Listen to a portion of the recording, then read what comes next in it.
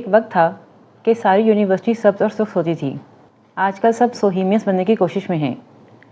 زرین مجھے ڈپارٹمنٹ کے متعلق ضروری تفصیلات فراہم کر رہی تھی. مطلب سمجھ میں آ جائے گا جب یہاں قدم دھرو گی. اچھا ان لال پیلوں کو چھوڑ کر یہ بتاؤ کہ کلاس فیلوز کیسے ہیں؟ بہت سے درجے ہیں. لڑکیاں تو بس گزارا ہی ہیں. زیادہ تر لڑکے بھی بس ایویں ہی ہیں. البتہ کچھ انٹرسٹنگ کیریکٹرز بھی ہیں ان میں. مثلاً بھائی لڑکیاں کم ہی اپیلنگ ہیں. وہی جو ہمارا گروپ تھا ہم نے اسے باہر نکلنے کی کوشش ہی نہیں کی. باندھ کے لوگ جمع کرنے کا کیا فائدہ؟ زرین بولی. اور تم نے بتایا تھا کہ انٹرسٹنگ کریکٹر تو لڑکے ہیں. ان میں سے کسی سے دوستی نہیں ہوئی کیا؟ میں نے اشتیاق سے پوچھا. نہیں، جو ہم سے دوستی کرنا چاہتے تھے ان سے ہم نے نہیں کی، اور جو گروپ ہم سے دوستی کر کے فخر محسوس کر سکتا تھا انہوں نے بلا وجہ ہم سے مقابلہ بازی شروع کر دی. پھر تمہیں معلوم ہی ہے کہ ہم خاطر میں تو کسی کو نہیں لاتے. بھائی کیا صرف سرخیاں لگا رہی ہو؟ ایک بھی بندے کا تعارف نہیں کروایا تم نے اب تک. میں نے فون پر جھلا کر کہا. بات صرف اتنی سی ہے کہ بہت سے لڑکے قصبوں سے آئے ہیں.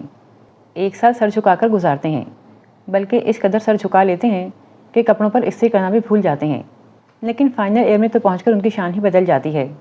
روز کرانتی اور سینٹ مائیکل کی شو مار کر اپنی دانش میں لڑکیوں کو امپریس کرنے کی کوشش کرتے ہیں. حالانکہ انہیں دیکھ کر اور ان کی شاندار انگریزی کو سن کر ہم ڈپریس ہو جاتے ہیں. اس کی بات سن کر میں نے کہا لگایا. میں سمجھ گئی یہ وہ قوم ہے جو انگریزوں سے غلامی کا پورا بدلہ لے رہی ہے. اچھا اب چلو آگے. ایک خاص گروپ ہے ڈپارٹمنٹ کا. 3 لڑکے ہیں اور تینوں آتے ہی نمایاں ہو گئے ہیں. ڈپارٹمنٹ کے شہزادے. کیوں؟ بہت ڈیشنگ ہیں؟ میں نے کوریدا. ہیں تو تینوں زبردست اور نہایت اسمارٹ، لیکن یہ اپنی لکس کی وجہ سے شہزادے نہیں کہلاتے، بلکہ اپنی حرکتوں کی وجہ سے انہیں یہ نام دیا گیا ہے. کس قسم کی حرکتیں؟ اصل میں یہ ڈپارٹمنٹ میں پڑھنے نہیں بلکہ پڑھانے آتے ہیں. سب پروفیسر ان سے عاجز ہیں. لیکن کیوں؟ میں بے بعد تجسس میں مبتلا ہو جاتی تھی، اس لیے میں نے جلدی سے پوچھا. وہ اس لیے کہ شہزادوں کی طرح کلاس میں اپنی مرضی سے آتے ہیں. بے بعد پروفیسر سے اختلاف کرنا ان کا فرض اولین ہے. جب پروفیسر کو خوب عاجز کر دیتے ہیں تو دھوپ سیکنے باہر چلے جاتے ہیں. او مائی گاڈ، بڑے بدتمیز ہوئے نا پھر. خیر اتنے بدتمیز بھی نہیں ہیں. فل رسپیکٹ دیتے ہیں پروفیسرز کو. اصل مسئلہ نظریاتی اختلاف کا ہے. ہر پروفیسر سے ان کا کچھ نہ کچھ اختلاف ہے. ہر نظریہ پریکٹیکل ہے ان کا. زرین نے کہا. ویسے میرا، نتاشا اور عرصہ کا متفقہ فیصلہ ہے کہ یہ بھی انتہا پسند ہیں. نام کیا ہیں ان کے؟ میرا اشتیاق اب عروج پر تھا. سعد، عبید اور حدید. وہ بولی. لیکن اصل ہیرو حدید ہی ہے. سعد اور عبید بہت لا تعلق پوز کرتے ہیں خود کو، لیکن ہیں بڑے گھنے. اصل میں بہت چوکس رہتے ہیں اور ہر بات سے باخبر بھی. اوہو، میں کیوں اتنی لیٹ جا رہی ہوں ڈپارٹمنٹ میں؟ مجھے اتنی معلومات مس کرنے کا افسوس تھا. ابھی تو 2 سال ہیں، سب کے رنگ ڈھنگ کھلیں گے. زرین نے کہا. بھائی ہم نے تو کسی کو زیادہ لفٹ نہیں کروائی. ویسے بھی ہم کسی کے معاملے میں ٹانگ نہیں اڑاتے. انہوں نے خود پنگا لیا ہم سے تو ظاہر ہے ہم پیچھے تو نہیں ہٹ سکتے. اب بات کیا ہوئی تھی؟ زرین کے ایک فکرے سے میرے تجسس میں اضافہ ہو رہا تھا. تینوں لڑکوں کا تعلق شاید کسی ایسی ویسی فیملی سے ہے، اس لیے ہر پیسے والے کو دیکھ کر تلخ ہو جاتے ہیں. سعد اور عبید منہ کے بجائے نظروں سے بولتے ہیں، جبکہ حدید زبان کا استعمال شروع کر دیتا ہے. ہوا یہ کہ میں اپنی مرسڈیز میں ڈپارٹمنٹ آئی. خود ڈرائیو کر رہی تھی، اس لیے چھیما کو پیچھے بٹھایا ہوا تھا. اسے انارکلی میں کوئی کام تھا. بس یہی بات شہزادے کو بری لگی. لیکن اس میں برا لگنے والی کیا بات تھی؟ میں نے حیرت سے پوچھا. کہہ رہا تھا کہ مجھے چھیما کو اپنے ساتھ آگے بٹھانا چاہیے تھا، کیونکہ وہ بھی میری طرح انسان ہے. اتنا بھی خیال نہیں آیا اسے کہ میں اسے اپنے ساتھ لائی تھی. کیا یہ کافی نہیں تھا؟ کوئی اور گھرانہ ہوتا اور نوکرانی کو اپنے کام سے باہر جانا ہوتا تو کیا گھر والے اسے بازار میں شاپنگ کرانے لے جاتے؟ یہ کم ہے کیا کہ اسے بسوں اور ویگنوں پر دھکے کھانے کے بجائے میں اسے اپنے ساتھ لے آئی کہ چلو ڈپارٹمنٹ تو جا رہی ہوں، ایک طرف کی سہولت ہو جائے گی بیچاری کو. اور تمہیں تو پتہ ہی ہے کہ مجھ سے کسی کو تکلیف میں یوں بھی نہیں دیکھا جاتا. واپس بھی میں اسے اپنے ساتھ لے کر گئی تھی. یہ نظر نہیں آیا شہزادے کو، پر یہ نظر آ گیا کہ میں نے اسے پیچھے بٹھا رکھا ہے. میں نے پرخیال انداز میں کہا. چلو کل ہم بھی بنفس نفیس ملاحظہ فرما لیں گے. ویسے زرین، اگر اس ڈپارٹمنٹ میں میری جگہ نگار آپا ہوتی نا تو اسے انہوں نے وہ چکر دینا تھا کہ بیچارہ گھن چکر بن جاتا۔ تم تو کبھی بھی پورے اعتماد نہیں بنو گی وردہ، ہم کس لیے ہیں آخر؟ اب اس نے خود ہمیں رنگ میں کھینچا ہے تو ہمیں بھی اسے برابر کا جواب دینا ہے، لیکن تم ساری عمر نگار آپا کا پلو پکڑے ہی گزارنا چاہتی ہو۔ نکل آؤ اب ان کی مت سے، کم از کم شادی کے بعد تو ان کا پیچھا چھوڑ دو۔ تم جانتی ہو مجھے بچپن سے، اور یہ بھی جانتی ہو کہ میرے ساتھ کیا پرابلم ہے۔ مجھ سے کسی کے منہ پر کچھ کہہ دینا بہت مشکل ہوتا ہے۔ یہی بات جو تم سے اس نے کہی ہے، اگر مجھ سے کہی ہوتی تو میں آگے سے کچھ بھی نہ کہہ سکتی، حتیٰ کہ یہ بھی نہ سوچ سکتی تھی کہ وہ مجھے رنگ میں گھسیٹ رہا ہے۔ وہ تو میں جانتی ہوں کہ تمہارے پاس کتنی قلیل عقل ہے۔ زرین میری بات سن کر جل ہی تو گئی۔ پتہ نہیں جب اللہ تعالیٰ نے عقل تقسیم کی تھی تو تم کہاں سوئی پڑی تھی۔ اچھا یہ بتاؤ وہ دیکھنے میں کیسے ہیں؟ کہا نا بہت گڈ لکنگ۔ فورن کی زبردست جینس اور شرٹ نے تو مجھے مغالطے میں مبتلا کر دیا۔ میرا خیال تھا کہ بس مزدوروں کسانوں کی حمایت میں بول کر ذرا لائم لائٹ میں آنا چاہتا ہے، لیکن یار وہ دن اور آج کا دن، اس کے کپڑے وہی ہیں۔ ایک دن میں نے اس پر فکرہ بھی کسا کہ اپنے کپڑوں سے مٹی جھاڑ لو، ابھی جو اینٹیں ڈھو کر آئے ہو اس کی وجہ سے تمہارے کپڑے میلے ہو رہے ہیں، تو کہنے لگا کہ یہ کپڑے میری جذباتی مجبوری ہیں، ورنہ میری اوقات تو کسی لوکل جینس کی بھی نہیں ہے۔ اوہو، تو یہ وجہ ہے تلخ ہونے کی۔ بتایا نا کہ بیچارہ کسی بیچاری فیملی سے تعلق رکھتا ہے۔ زرین نے کہا لگایا، خیر جلد ہی راہ راست پر لے آئیں گے۔ گو کہ اتنا لمبا سفر کر کے آنے کے بعد میرا پروگرام ہفتہ بھر آرام کرنے کا تھا، لیکن زرین کی باتوں کی وجہ سے میں آرام کا پروگرام کینسل کر کے اگلے ہی دن ڈپارٹمنٹ جا پہنچی۔ سامنے سیڑھیوں پر عرصہ، نتاشا اور زرین بیٹھی باتوں میں مصروف تھیں۔ ہیلو، مجھے دیکھ کر تینوں نے گرم جوشی کا مظاہرہ کیا۔ ہم چاروں بچپن کی سہیلیاں تھیں، ہمارے ایک دوسرے سے فیملی ٹرمز بھی تھے، اور ہم ہمیشہ ایک ساتھ ہی پڑھتے آئے تھے۔ وہ کدھر ہیں؟ میں نے ادھر ادھر نگاہ دوڑائی۔ وہ کون؟ نتاشا شرارت سے بولی۔ وہی کہسان اور مزدور، ایسے تھوڑا ہی آتے ہیں وہ، ہر کام میں ڈرامہ ڈال کر آتے ہیں۔ ابھی چلو کلاس میں، جب پیریڈ ختم ہونے میں 15 منٹ رہ جائیں گے تو وہ تشریف لائیں گے۔ اتنی دیر سے کیوں؟ اس کا جواب تمہیں مل جائے گا جلد ہی، اب چلو کلاس میں۔ عرصہ نے مجھے گھسیٹا۔ کلاس بے حد بور تھی۔ انگریزی ادب کی تاریخ پڑھانے کے بجائے پروفیسر فیاض علی بھٹی ہمیں میاں چنو اور چیچوں کی مریم میں گزارنے والی آپ بیتی سنا رہے تھے، اور بوریت عروج پر تھی جب 3 بے فکرے کلاس میں داخل ہوئے اور کرسیوں کے بیچ سے ہوتے ہوئے آخری قطار میں جا بیٹھے۔ تینوں ہی ڈیشنگ تھے، پنجاب کے گبرو جوان ولایتی لباس میں۔ نتاشا نے فکرہ کسا اور ساری کلاس ہنس پڑی۔ ایسے دور میں جب کلچرل اسنوبری زوروں پر ہے، ولایتی لباس پہننا پنجاب کے گبرو جوانوں کے لیے ضروری ہو گیا ہے۔ پیچھے سے ان تینوں میں سے کوئی بولا، تو پھر آ گئی آپ لوگوں کی شاہی سواری؟ پروفیسر صاحب نے سوالیہ انداز میں کہا۔ سر جی، شاہی سواری ہمارے پاس کہاں، بادشاہ تو وہ ہیں جن کا تعلق سیاستدانوں کے خاندان سے ہے۔ شربتی آنکھوں والا یہ شخص یقیناً حدید تھا۔ میں اس کی بات سن کر چونک گئی۔ ہم ہیں مزدوروں، کسانوں کے پبلک ٹرانسپورٹ پر سفر کرنے والے بچے۔ ہمارے پاس مرسڈیز اور پجیروز تو نہیں ہیں کہ وقت پر ڈپارٹمنٹ پہنچ سکیں، اور اگر آپ میں سے کسی نے کبھی پبلک ٹرانسپورٹ پر سفر کیا ہو تو معلوم ہوگا کہ ہمارے ہاں بسیں اور ویگنیں۔ اس نے اپنی بات پوری نہیں کی۔ رک کیوں گیا؟ میں نے اپنی کاپی پر لکھا۔ ڈرامہ ڈال رہا ہے، محض لائم لائٹ میں آنے کے لیے۔ زرین نے بھی لکھ کر جواب دیا، سر اب یہ ضروری ہو گیا ہے کہ ہم سب کلاس فیلوز چندہ ڈال کے اسے ایک موٹر بائک لے دیں تاکہ حدید کی ٹرانسپورٹروں سے شکایت ختم ہو۔ عرصہ نے ایسی سنجیدگی سے کہا جیسے اقوام متحدہ میں کشمیر یا فلسطین کے مسئلے کا حل پیش کر رہی ہو۔ بی بی، آپ کو چندے کی ضرورت کیا ہے؟ آپ تو اکیلی ہی اپنے بینک اکاؤنٹ کی مدد سے اپنی یہ معصوم خواہش پوری کر سکتی ہیں۔ اس نے بھی ویسے ہی سنجیدگی سے کہا، لیکن میں وہ موٹر بائک لینے سے قاصر رہوں گا، اور آپ کی معصوم سی خواہش کا خون میری گردن پر سدا رہے گا۔ کیوں؟ میں بولی، وقت پر آنا اتنا ہی برا لگتا ہے تمہیں؟ اس نے میری جانب گہری نظروں سے دیکھا اور بولا، کیونکہ میں نے تہیہ کر رکھا ہے کہ جب تک پاکستان کے تمام عوام کو سواری میسر نہیں آئے گی تب تک میں اپنے لیے ذاتی سواری نہیں لوں گا۔ آئی ایم سوری حدید، لیکن یا تو تم پاگل ہو یا پھر بہت بے وقوف۔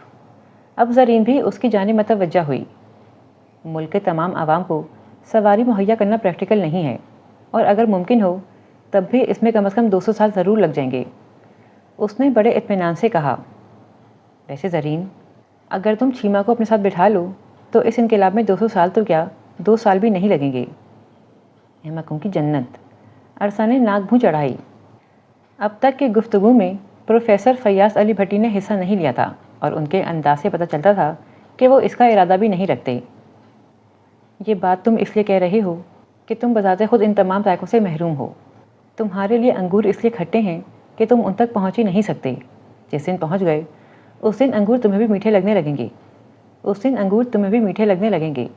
زرین نے کہا، میں ایک مزدور، ایک کسان کا بیٹا ہوں، اور ہم لوگ قوت بازو پر یقین رکھتے ہیں۔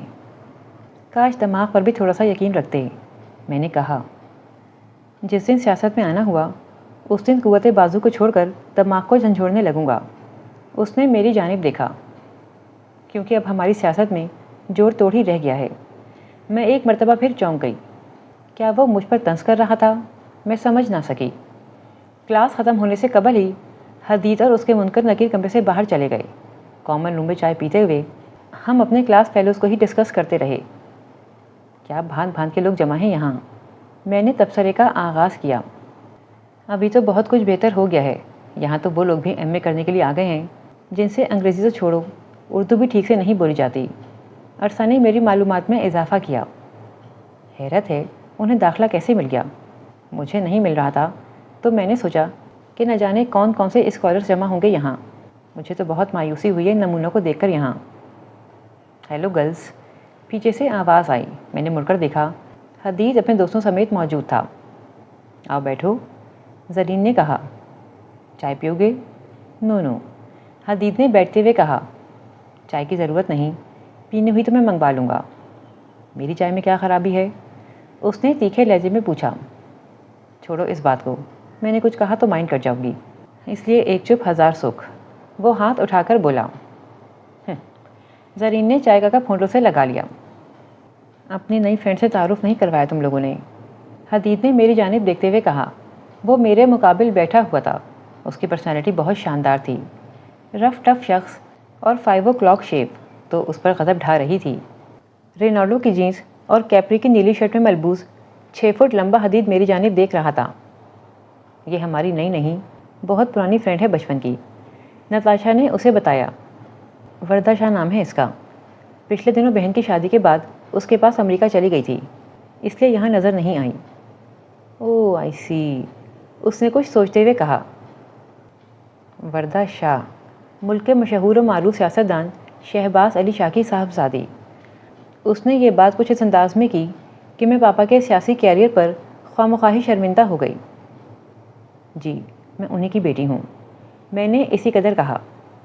آپ نے میرٹ پر داخلہ لیا ہے کیا؟ میرے ہاتھ سے کب چھوٹتے چھوٹتے بچا۔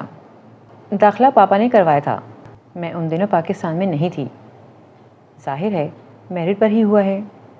زرین نے مجھے مدافعانہ طرز عمل اختیار کرتے ہوئے دیکھ کر مداخلت کی۔ یوں ہی کبھی کسی کو ملا ہے داخلہ؟ وہ ہنس پڑا۔ اچھا، پھر ایسے ہی ہوا ہوگا۔ ویسے اشفاق علی شاہ آپ کے تایا ہیں نا؟ جی، میں اسی قدر کہہ سکی۔ تایا جان حکومت میں وزیر تھے جبکہ پاپا اپوزیشن میں تھے۔ ویسے عبید، کچھ خاندانوں میں خطرناک حد تک جمہوری فضا پائی جاتی ہے، ایک بھائی صاحب اقتدار اور ایک اپوزیشن کا سرگرم رکن، اور یہ بھی ذہانت ہی ہے کہ دونوں کے والد بزرگوار آزادی کے بعد سے اپنی آخری سانسوں تک بہت سی حکومتیں بدلنے کے باوجود بھی کسی نہ کسی طرح کرسی سے منسلک رہے۔ میرا چہرہ غصے سے سرخ ہو گیا۔ شٹ اپ، تمہیں اس قسم کی بات کرنے کا کوئی حق نہیں ہے۔ ٹیک اٹ ایزی، اس نے اطمینان سے سگریٹ سلگایا۔ سیاست تمہارا ذاتی معاملہ نہیں ہے کہ اس کے بارے میں کوئی دوسرا رائے زنی نہیں کر سکتا۔ یہ پوری قوم کا معاملہ ہے، اور جو چیز پبلک ہو اس کے متعلق بات کرنے کا ہر کسی کو حق ہے۔ اس کی بات میرے لیے ناقابل برداشت تھی۔ میں تیزی سے کرسی گھسیٹ کر اٹھ کھڑی ہوئی۔ ٹھہرو وردہ، نتاشا نے نرمی سے میرا ہاتھ تھاما۔ ویسے اگر تمہاری دل آزاری ہوئی ہے تو اس کے لیے میں معذرت خواہ ہوں، حدید نے کہا۔ در حقیقت یہ پوری قوم کا پرابلم ہے۔ اب تک میں بیٹھ چکی تھی، لیکن تم نے خصوصیت سے میری فیملی کا ذکر کیا ہے۔ کیا ملک میں اور ایسی فیملیز نہیں ہیں؟ یہ تو جمہوری طرز فکر ہے. کیا یہ نہیں ہو سکتا کہ مجھے پاپا سے اختلاف ہو یا پھر تایا جان سے؟ میری سیاسی وابستگیاں کسی سے بھی ہو سکتی ہیں. درست ہے. تم یقیناً کسی بھی ایسے نظریے کی طرف جھکا کا حق رکھتی ہو جس سے تمہارے قریبی لوگوں کو اختلاف ہو. لیکن وردہ شاہ، تم اور تمہارا خاندان، بلکہ تمہارے جیسا کوئی بھی خاندان، چاہے کسی بھی نظریے کی پیروی کرے، ہمیشہ فائدے میں ہی رہتا ہے. تم یہ کیسے کہہ سکتے ہو؟ میں نے تنک کر پوچھا. میں زیادہ باریکیوں میں نہیں جاتا. تم سے متعلق ایک چھوٹی سی مثال دیتا ہوں. کیا تم اس بات کو جھٹلاؤ گی کہ تمہیں اس ڈپارٹمنٹ میں کسی صورت داخلہ نہیں مل سکتا تھا؟ اس کے باوجود تم یہاں موجود ہو. جب ہم چھوٹی چھوٹی بددیانتی پر قابو نہیں پا سکتے تو بڑے مسائل اور کرپشن پر کیسے قابو پائیں گے؟ اوہو، آج تو ہمیں آنٹی افتخار کی طرف جانا تھا. زرین واضح طور پر موضوع سے اجتناب کرنے کے لیے اٹھ کھڑی ہوئی. میرا موڈ آف ہو چکا تھا. نہ صرف آف ہوا تھا بلکہ میں رونے والی ہو رہی تھی. آج تک میں نے اتنے جملے نہیں سنے تھے. جن اداروں میں پڑھی تھی انہیں حدید جیسے گوار اور منہ پھٹ لوگ دیکھنا ہی اپنے لیے باعث فخر سمجھتے تھے. میں نے تمہیں بتایا تھا نا کہ وہ تلخ ہے، زرین نے میری حالت دیکھتے ہوئے کہا. تلخ نہیں، بدتمیز ہے، ill mannered، جاہل. میں پھٹ پڑی. کیا میرا اپنے ملک کے تعلیمی اداروں پر کوئی حق نہیں؟ اور یہاں کون سے اسکالرس پڑھ رہے ہیں، ایک لفظ انگریزی کا بولنا نہیں آتا اور چل پڑتے ہیں انگریزی میں ماسٹرز کرنے. ان سے بہتر ہی ہوں میں. غلطی کی میں نے. پاپا نے کہا بھی تھا کہ ان فضول جگہوں پر پڑھنے کے بجائے فورن کی کسی اچھی یونیورسٹی میں داخلہ لے لوں. میں نے ہی بے وقوفی کی، انکار کر دیا. مجھے کیا پتا تھا کہ یہاں. میں نے روحانسی ہو کر بات ادھوری چھوڑ دی. میں تو ان لوگوں کو لفٹ ہی نہیں کرواتی. عرصہ نے ناک چڑھا کر کہا. یہ وہ لوگ ہیں جن سے ایک مرتبہ بات کر لی جائے تو سر پر ہی سوار ہو جاتے ہیں. تم نے درست کہا تھا زرین کہ جب تک پہنچ سے باہر ہیں تب تک انگور کھٹے ہیں. پہنچ میں آ گئے تو سب فلسفہ اور دلیلیں صابن کے جھاگ کی طرح بیٹھ جائیں گی. نتاشا نے بھی تائید کی.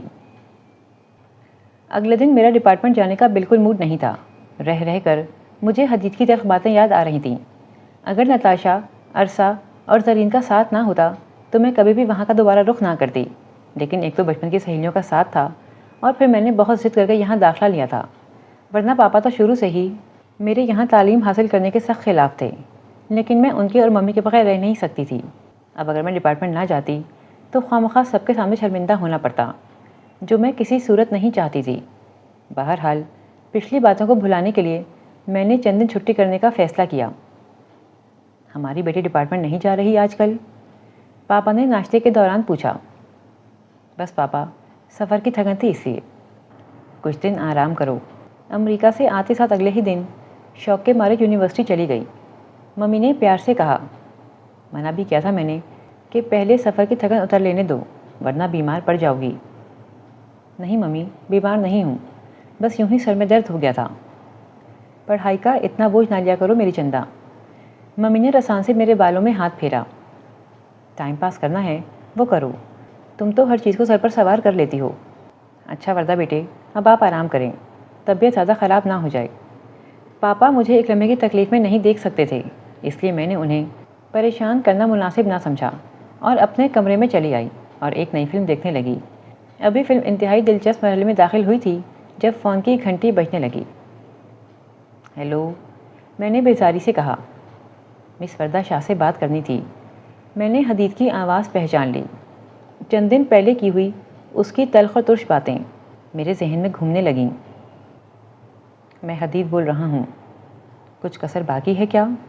میرے لہجے میں تلخی گھلی ہوئی تھی. میں نے سوری کرنے کے لیے فون کیا تھا. میں نہیں چاہتا کہ میری بات سے کسی کے دل آزاری ہو، لیکن نادانستہ ایسا ہو ہی جاتا ہے. تم سن رہی ہو میری بات؟ میں نے اسی قدر کہنے پر اکتفا کیا. آج جب میں نے نتاشا سے تمہاری غیر حاضری کے متعلق پوچھا تو اس نے بتایا کہ تم میری بات سے ناراض ہو کر پڑھنے کے لیے نہیں آ رہی. مجھ سے شکایت تھی تو کہہ دیا ہوتا.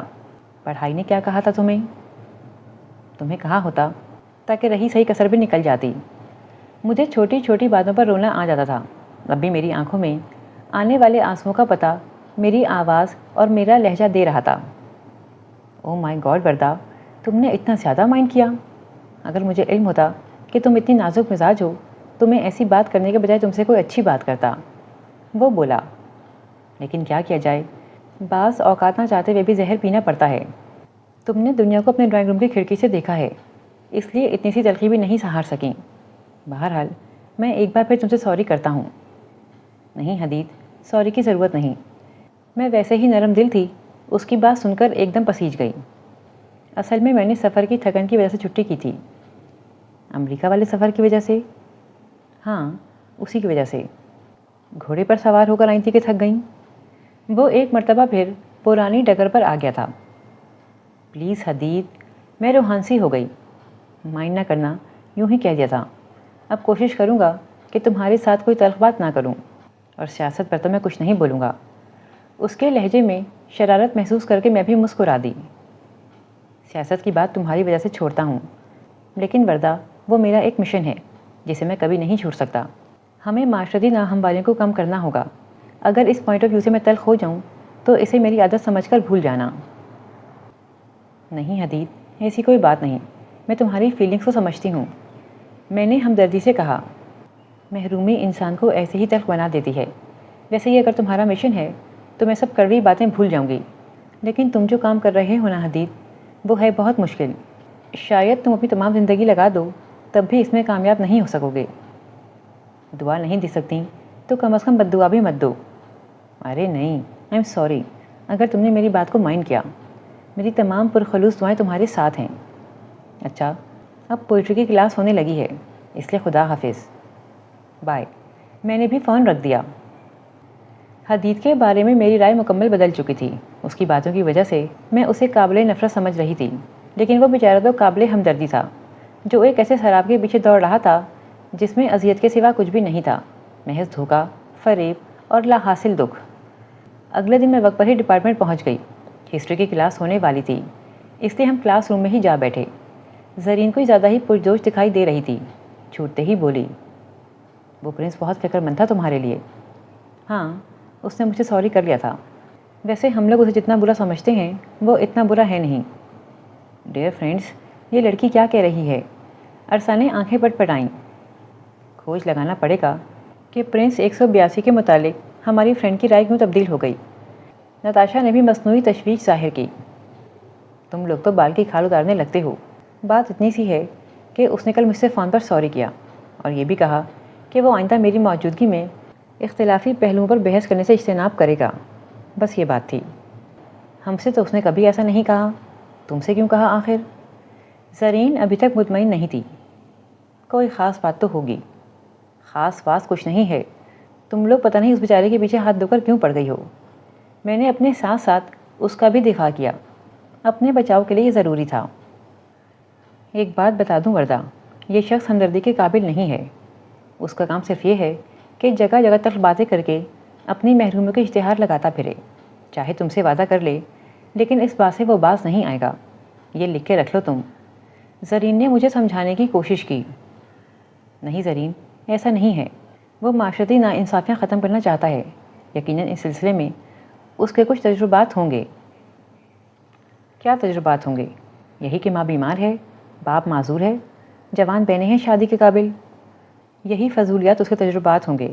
اسے چاہیے کہ اپنے مسائل کو فائٹ کرے، نہ کہ اپنے سے بہتر پر تنقید کرتا پھرے۔ ہم نے بھی یہ سب کچھ بقائے محنت کے حاصل نہیں کیا، کمائیں ہم اور لٹائیں ان مفت خوروں پر۔ میں زرین کی بات کی قائل ہوتی جا رہی تھی۔ شاید ابھی وہ مزید بات کرتی، لیکن پروفیسر فیاض بھٹی کی آمد کی وجہ سے گفتگو کا سلسلہ منقطع ہو گیا اور ان کا طویل اور بور ترین لیکچر شروع ہو گیا۔ کلاس ختم ہونے سے تھوڑی دیر قبل حدید اپنے دوستوں کے ساتھ کمرے میں داخل ہوا۔ ہمیشہ کی طرح ان کے لیٹ آنے پر پرسش کرنے کے بجائے پروفیسر صاحب نے اپنا لیکچر جاری رکھا۔ مجھے اسمائل دیتا ہوا وہ اپنی مخصوص نشست کی طرف بڑھ گیا۔ خیر تو ہے وردہ، یہ 2 دن میں کیا ماجرا ہو گیا؟ نتاشا نے سرگوشی کی۔ بھائی، میں اتنے دن کی چھٹیوں کے بعد آئی ہوں، اس لیے شاید اس نے اسمائل پاس کر دی۔ میں 15 دن غیر حاضر رہی تھی، لیکن اسے تو غالباً پتہ بھی نہیں چلا۔ عرصہ مجھ سے کسی حتمی جواب کی خواہش مند تھی۔ میں کیا بتا سکتی ہوں؟ میں نے کندھے اچکائے۔ Silence please. Professor Fayyaz Ali نے ہم تینوں کو کھسر پھسر کرتے دیکھ کر کہا، سوری سر، میں کسی قدر گڑبڑ آ گئی۔ تھوڑی دیر بعد جب لیکچر ختم ہوا تو حدید میری جانب ہی چلا آیا۔ تھکن اتر گئی سفر کی؟ وہ مسکرایا۔ ہاں اتر گئی، میں نے رکھائی سے کہا۔ یہ شاید زرین کے لیکچر کا اثر تھا۔ اچھا، تو ناراضگی اب تک برقرار ہے؟ مجھے تم سے ناراض ہو کر کیا لینا دینا ہے؟ کل تو بادل چھٹ گئے تھے، یہ مطلب اچانک ہی ابر آلود کیسے ہو گیا؟ اس کی بات سن کر میں مسکرا دی۔ موسم بڑی جلدی تبدیل ہوتا ہے، اس پر بھروسہ نہیں کرنا چاہیے۔ ہاں، خاص کر تم جیسی نازو نام میں پلی ہوئی لڑکی کے مزاج کے موسم پر تو بالکل ہی بھروسہ نہیں کرنا چاہیے۔ وہ کلاس روم سے نکلتے ہوئے بولا۔ دیکھ لیا، میں نے کہا تھا نا کہ ایسی تند و ترش باتیں کرنا اس کے مزاج میں شامل ہے۔ اب بتاؤ کہاں گیا اس کا وعدہ؟ زرین اس کے جاتے ہی مجھ پر برس پڑی۔ تم لوگوں کو پرکھنا سیکھ لو اب، ہر وقت تمہیں ہماری یا نگار آپا کی دم پکڑ کر چلنا پڑتا ہے۔ زرین کی بات میری انا پر تازیانہ بن کر لگی۔ تم خواہ مخواہ اس بیچارے کے پیچھے پڑ گئی ہو۔ وہ اس لیے تلخ نہیں ہے کہ اسے زندگی کی نعمتیں میسر نہیں ہیں، بلکہ وہ اس لیے تلخ ہے کہ معاشرے کی ناانصافی برداشت نہیں کر سکتا۔ نتاشا پرخیال انداز میں بولی۔ اور یہ بات اس نے تم سے کہی ہوگی؟ ہاں، اسی نے مجھ سے یہ کہا تھا۔ تو پھر ہاتھ کنگن کو آرسی بلکہ پیپسی کیا؟ میرا، عرصہ اور نتاشا کا خیال ہے کہ اس کی تلخی محرومیوں کا نتیجہ ہے، جبکہ تمہارا خیال ہے کہ وہ معاشرے میں انصاف قائم کرنا چاہتا ہے۔ زرین نے میری طرف دیکھا۔ تو پھر ایک شرط لگاتے ہیں۔ کیا؟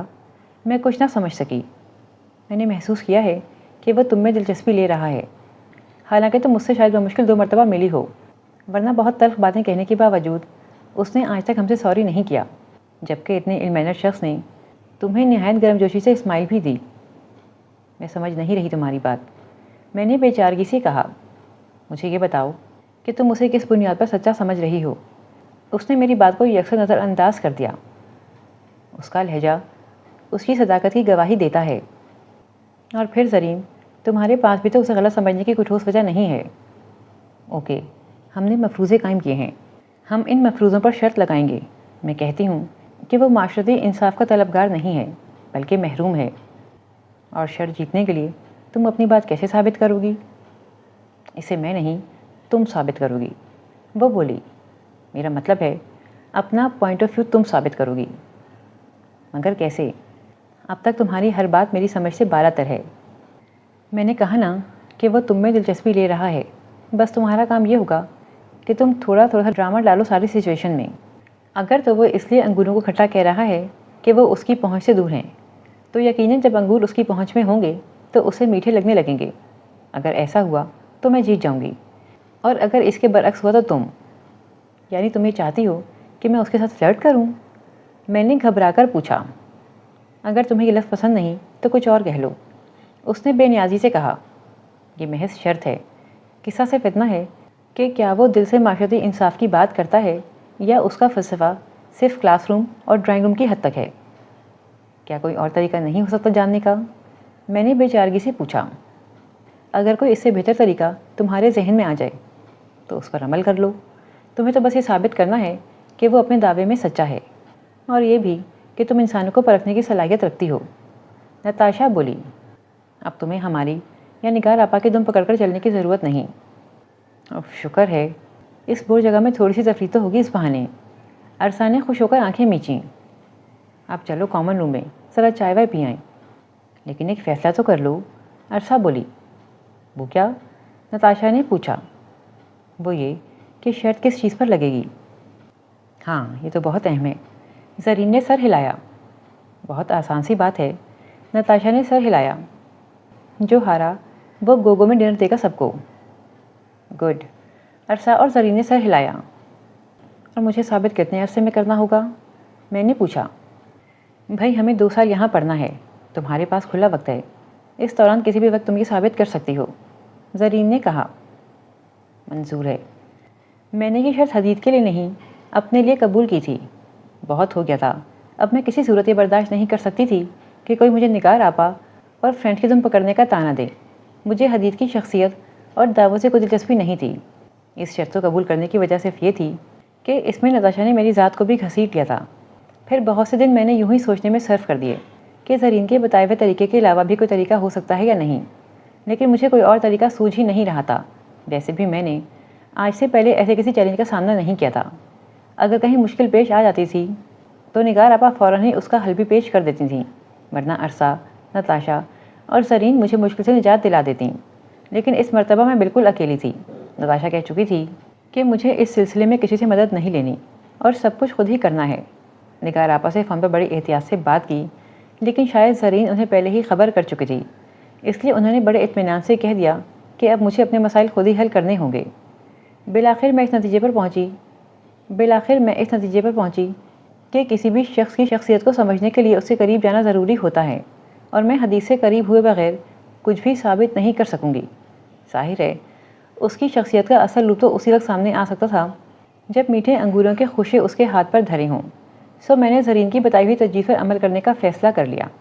دوسری جانب میں اس تمام عرصے میں گو کہ حدید کا مجھ سے رویہ بہت پرجوش نہیں تھا، تاہم باقی سب سے الگ ضرور تھا۔ کبھی کبھی وہ عادت کے مطابق کوئی ریمارکس دے دیتا تھا، لیکن زیادہ تر مفاہمت پر ہی آمادہ دکھائی دیتا تھا۔ کہاں تک پروگریس ہوئی؟ عرصہ روز ہی پوچھتی تھی۔ ابھی تک میں تجویزیں ہی سوچ رہی تھی، لیکن اب میرا خیال ہے کہ اس بات کو ثابت کرنے کے لیے زرین کی تجویز بہترین ہے، لیکن مسئلہ یہ ہے کہ اس کے قریب جانے کے لیے کون سا طریقہ اختیار کروں۔ یا وحشت! ابھی بھی دنیا میں کوئی لڑکی ایسی ہو سکتی ہے کیا؟ عرصہ نے سر پیٹ لیا۔ روزانہ 100 مواقع ملتے ہیں، لیکن تم تب تک کچھ بھی نہیں کر سکتی جب تک تمہیں کوئی گائیڈ نہ کرے۔ دیکھو، اس میں میرا کیا قصور ہے؟ مجھے ایسی باتیں سمجھ میں نہیں آتی۔ میں روحانسی ہو گئی۔ تم میں سے کوئی یہ بات ثابت کیوں نہیں کر دیتا؟ کرنے کو تو ہم ثابت کر دیں، لیکن ایک تو شرط لگاتے وقت یہ طے ہوا تھا کہ تم یہ بات ثابت کرو گی، اور دوسرا یہ کہ ہم تمہیں پورا موقع فراہم کر رہے ہیں۔ اگر ہم اپنی بات ثابت کر دیں گے تو تم کہو گی کہ ہم انفیئر ہیں۔ زرین نے کہا۔ خیر، میں اس وقت تمہیں ایک طریقہ بتا رہی ہوں، لیکن باقی معاملات کو تم نے خود سنبھالنا ہوگا۔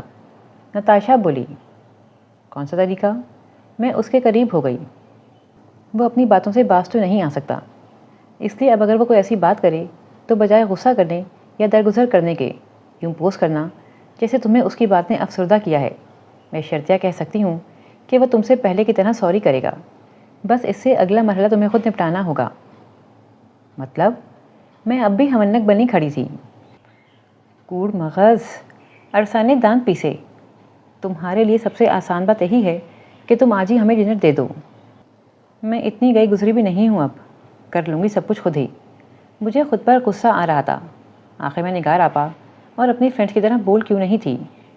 پتہ نہیں مجھے آسان سی باتیں بھی اتنی دیر سے کیوں سمجھ میں آتی تھیں۔ تمہیں کرنا بھی چاہیے سب کچھ خود ہی۔ زرین نے اپنا بیگ اور کتابیں اٹھائیں۔ اب چلو کلاس میں۔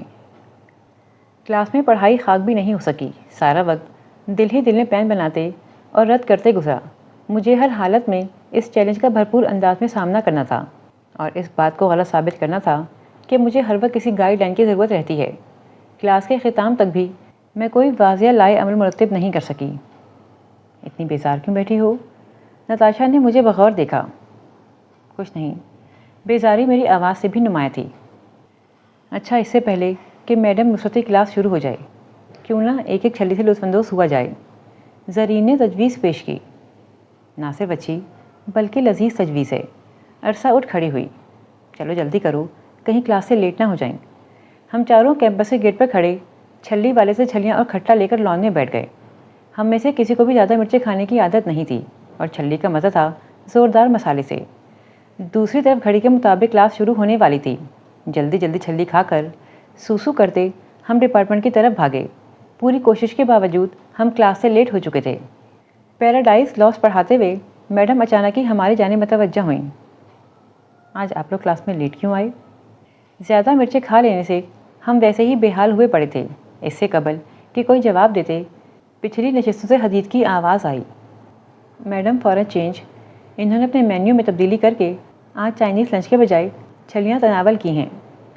ہم نے تائید میں اپنی گردنیں زور زور سے ہلائیں۔ بولنا محال ہو رہا تھا۔ ہماری حالت دیکھ کر میڈم مسکرائیں۔ پہلے کبھی چھلیاں نہیں کھائیں جو یہ حال ہو رہا ہے؟ نو میڈم، میں نے اتنا ہی کہا۔ میرے نو میڈم نے کلاس میں حیرت کی لہر دوڑا دی۔